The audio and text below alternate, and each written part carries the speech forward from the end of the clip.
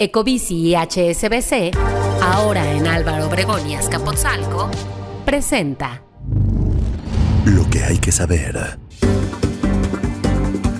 El gasto por pensiones es el lastre financiero de la CFE y Pemex. También, tras varios embates contra los autónomos, AMLO perfila un hachazo a los incómodos y Banco de México se queda con menos margen para bajar la tasa en marzo. Es viernes 26 de enero, yo soy Gonzalo Soto y esto es Expansión Daily. Esto es Expansión Daily. Lo que hay que saber. Lo importante del día con los editores de Expansión. Expansión Daily. Lo que hay que saber. Bienvenidos. Bienvenidas y bienvenidos a un episodio más de Expansión Daily y les recuerdo que califiquen el podcast con 5 estrellas en la plataforma en la que nos escuchan, porque eso nos va a ayudar a llegar a nuevos escuchas, a gente que le interese toda la información que aquí les presentamos. Y hoy de manteles muy largos, porque tenemos un gran invitado, Gabriel Reyes Orona, columnista de Expansión, analista, amigo de la casa. Gabriel, ¿cómo estás? Muy bien, les mando un gran saludo a todos. Oye, Gabriel, pues vámonos derechito ya con la información, porque tras el anuncio del gobierno sobre la reforma de pensiones, aquí en Expansión publicamos 2 análisis sobre las empresas estatales que tienen pasivos laborales muy importantes y que además pueden ser ejemplo de lo que no debe ser esa reforma que está planteando el presidente. Hablamos de la CFE, hablamos de Pemex.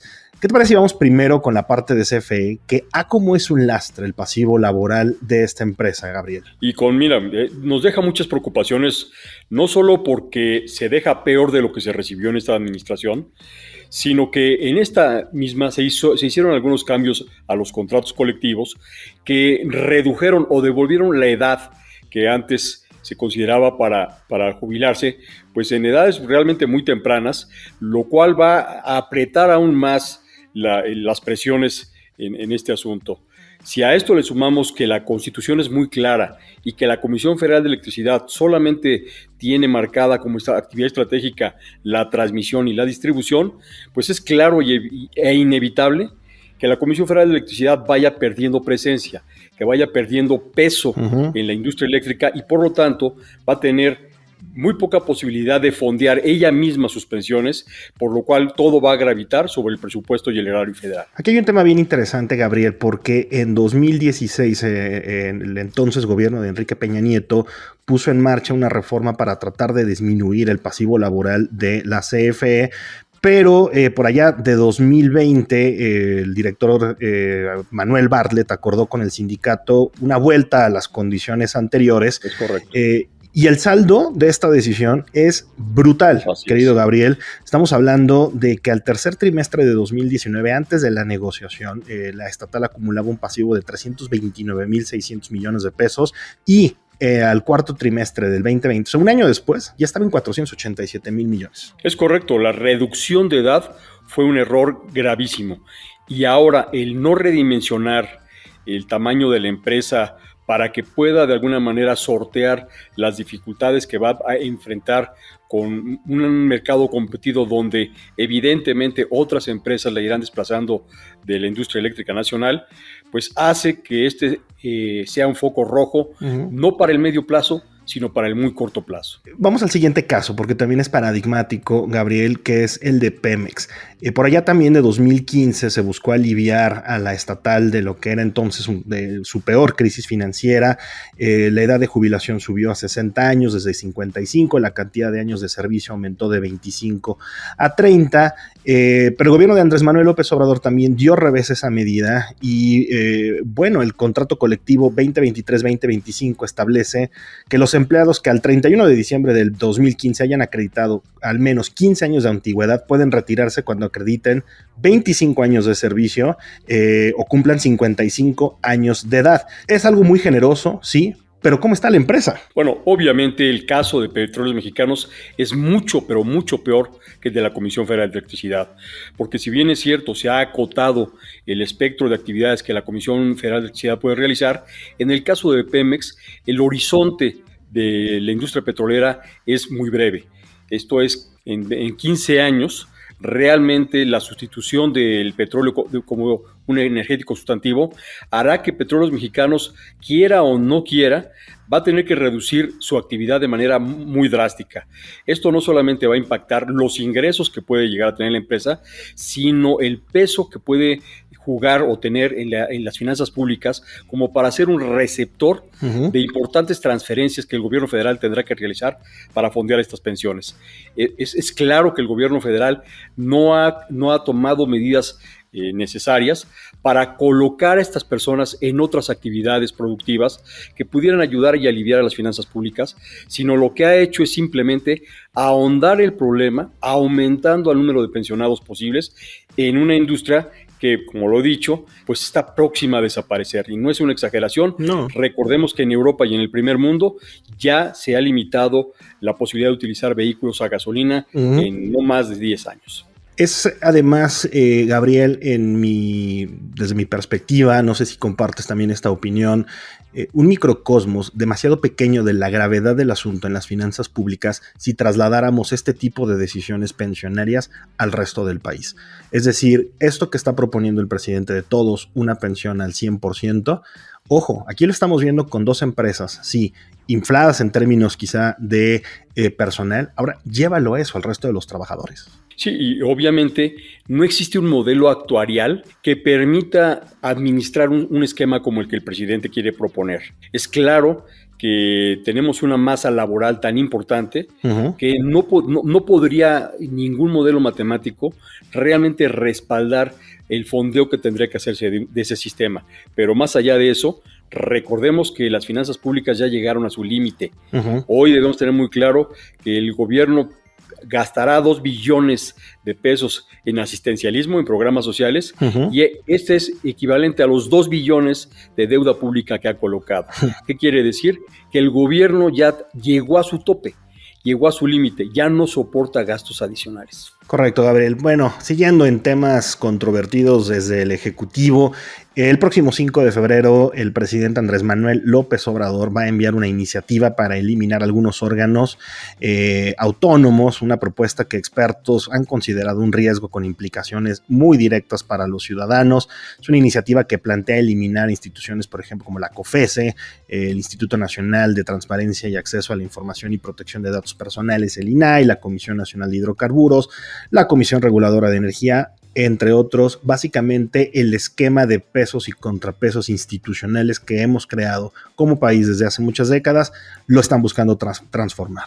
Pues mira, al cabo de 100 años del modelo constitucional que hoy en día tenemos, es muy claro que el gobierno federal sexenal es un esquema en el cual tiene pues una mirada de corto plazo, y si no es de cortísimo plazo.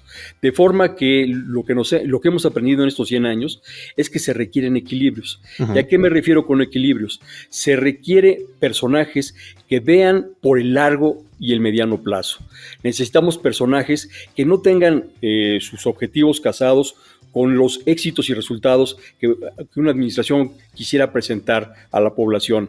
Entonces, ¿a qué se refiere cuando se habla de equilibrios y de balances? Pues que se requiere precisamente un contrapeso de visión de medio y largo plazo a la visión de corto y cortísimo plazo que tiene una administración. Pero no solo eso, requerimos a personas que tengan un objetivo claro y específico y que técnicamente se aboquen a él. ¿Por qué? Porque no es posible realmente llegar a resultados exitosos si una instancia o entidad es multiobjetivos. De forma que lo que precisamos y hemos construido en México es un esquema que tiene diferentes instancias y entidades que tienen un encargo particular y específico, lo cual nos aporta especialistas técnicos en un objetivo, pero además con visión de medio y largo plazo. Desaparecer esta estructura, pues realmente nos devolvería a los esquemas y modelos administrativos de principios del siglo XX. Gabriel, muy brevemente, tú como exfuncionario, sé que todos estos organismos tienen pros y contras. Sé que no necesariamente han cumplido exactamente con la promesa con la cual fueron construidos o armados en el institucionalismo mexicano. ¿Desaparecerlos es una opción? Por supuesto que no. No solamente en cuanto a que el valladar constitucional pues, ofrece un obstáculo difícil de superar, sino recuerda que también tenemos compromisos internacionales que precisan de equilibrios institucionales. Y esta oferta que un gobierno como el mexicano, el aparato productivo mexicano, hace a los inversionistas del exterior es que les ofrece un mecanismo equilibrado en el cual los intereses se van balanceando. Verdaderamente, pues, nos saca completamente de los modelos de desarrollo exitosos el pretender devolvernos a un esquema monolítico de administración pública. Evidentemente, este asunto de pretender terminar con los organismos autónomos o incluso con la desconcentración, pues evidentemente no tiene mucho futuro. El mundo mismo nos reclamará y nos reprenderá el haber abandonado el camino pues, del desarrollo. ¿Cómo te ha pegado, Gabriel, la cuesta de enero? Platícame. Pues mira, obviamente lo que sí estamos viendo es que el INEGI ha perdido quizá la capacidad para tener instrumentos para medir correctamente la inflación. Decir en México que la inflación es de un solo dígito se desmiente en cuanto uno cruza la calle y va a cualquier supermercado, va a una estación de gasolina o cuando cualquier persona toma los más elementales productos y servicios que consume, podrá hacer un cálculo respecto del año anterior y del anterior y podrá decir que la inflación individual no es de un dígito y que lamentablemente el INEGI ha perdido de vista que lo que ahora hacen proveedores y prestadores de servicios es disminuir la calidad para mantener el precio y en muchos casos la cantidad. Se ofrecen productos y servicios de menor calidad o de menor cantidad con el mismo precio, lo cual en términos absolutos parecería que la inflación es cero, cuando esto es completamente falso. Este tema de la reduflación, ¿no? Donde antes el envase, ¿verdad? Era de 1 litro, ahora ya son 700, pero con el 700 mililitros, pero con el mismo precio. Muy interesante esto que estás diciendo, Gabriel, porque, a ver, de entrada el INEGI dice que la inflación en la primera quincena de enero fue de prácticamente 5%, 4.9%. Sí. La que nosotros sentimos, los ciudadanos a pie, evidentemente dices, no, espérame, ¿de dónde 5? ¿5 quién? ¿No? ¿O qué tipo de canasta? Ahora, a quien le está metiendo esto en un aprieto muy fuerte, Gabriel, es a Banco de México. Claro. Porque ahora tiene menos margen para bajar la tasa. Se esperaba que lo hiciera por primera vez en el año, en marzo.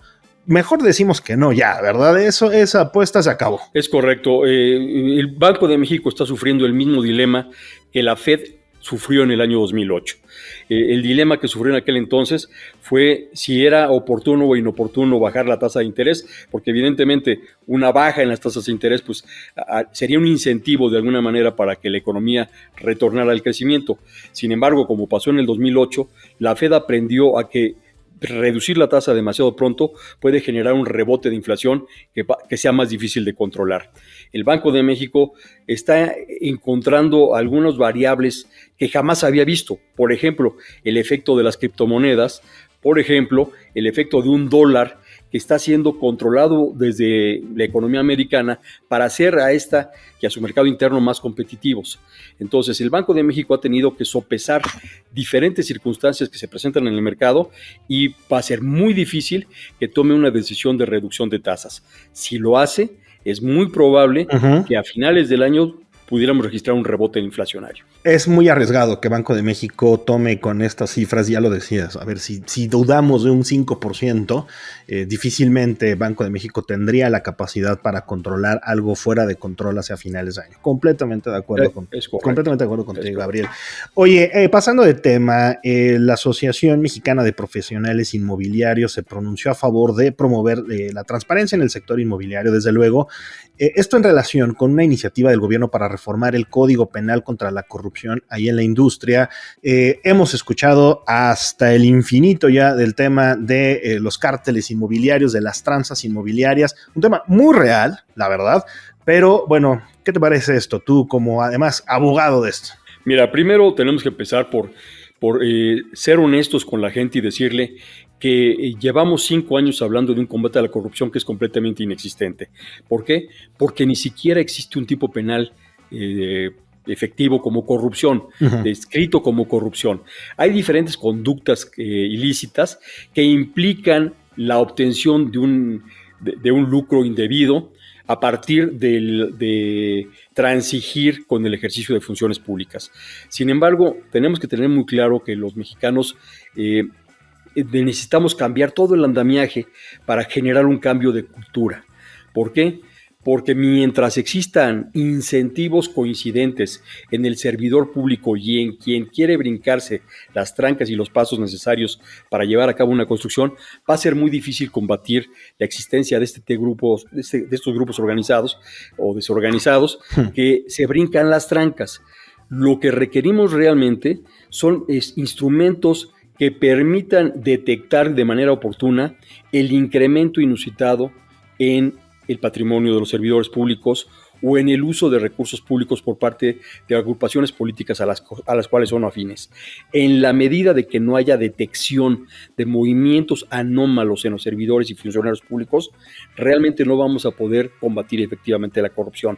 Hoy la detección de estas actividades es tan posterior al ejercicio de las funciones que ya cuando se detecta o se denuncia algún hecho ilícito es demasiado tarde. Hablar entonces, Gabriel, de modificar el Código Penal para castigar la corrupción inmobiliaria con 10 a 20 años, poco efecto si no tenemos entonces bien, digamos, ¿cuál es el término legal ahí? Bien establecido como tal el delito de corrupción. Tipificado. Bien tipificado. Bien, no está tipificado el delito de corrupción. Y mira, lo que estaríamos haciendo es pasar de aplicar penas menores a dejar de aplicar penas menores para dejar de aplicar penas mayores. El problema no es un tema de penas, el problema es un tema de efectiva fiscalización y procuración de justicia.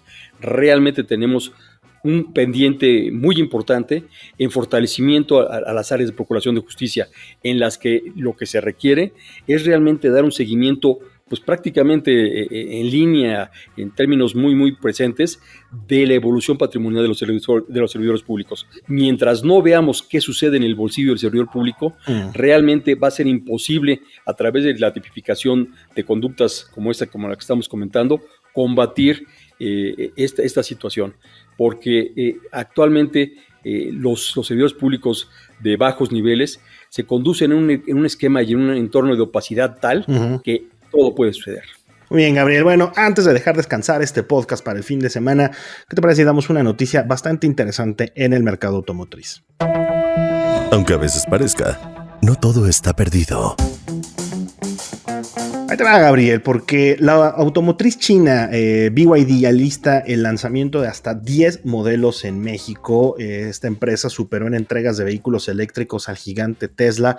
Estamos observando, no le quiero llamar la invasión, ¿verdad?, de autos chinos, pero sí una marea de este tipo de vehículos que además, ya lo decías tú desde el primer tema, el futuro eléctrico de la motorización de nuestras calles. Y bueno, las empresas chinas, en este caso BYD, lo está aprovechando. Sí, bueno, evidentemente China se ha dado cuenta y está no solamente un paso más adelante, está varios pasos más adelante porque ha encontrado un mercado al cual había abandonado. La idea de producto chino, la idea de vehículo chino estaba asociado a baja calidad, a poco lujo, a artículos pues, que realmente eran desechables.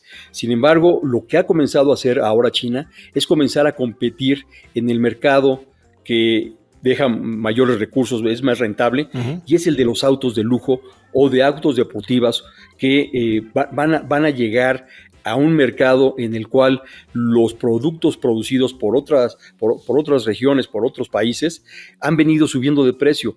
La competencia que ofrece hoy el mercado chino va a ser demoledor para empresas tradicionales europeas cuyos costos son infinitamente más elevados que los que tiene el mercado chino. La verdad es que parece que tanto las marcas americanas o norteamericanas como las europeas las siento en un letargo respecto de la velocidad y la agilidad que están mostrando los vehículos chinos. Así es. Y es por eso que lo aprendimos durante la pandemia, lo que hace la diferencia es el control de los chips. Por eso la batalla que los Estados Unidos y China van a tener por Taiwán es verdaderamente pues definitoria.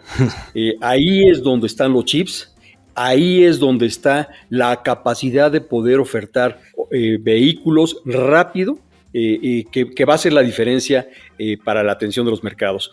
Una vez que se colmen ciertos mercados, ciertos segmentos de la demanda, a través de la obtención rápida de los chips, los automóviles que lleguen después van a ser quizá pues inventario, muy largo inventario que jamás va a ser tan rentable como quien realmente pudo satisfacer y colmar la necesidad oportunamente. Gabriel Reyes, muchas gracias por habernos acompañado en este podcast de viernes, en esta Expansión Daily. De verdad, qué gusto haberte tenido y haber platicado contigo. Igualmente, un saludo a todos. Muchas gracias también a ustedes, nuestros podescuchas, y recuerden que toda la información sobre estos y otros temas están disponibles en expansión.mx y leemos sus comentarios en las redes sociales de Expansión, @expansiónmx. Y ahora sí, nos escuchamos el lunes.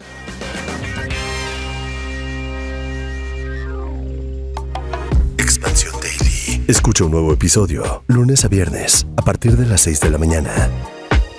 Expansión Daily es un podcast de Expansión.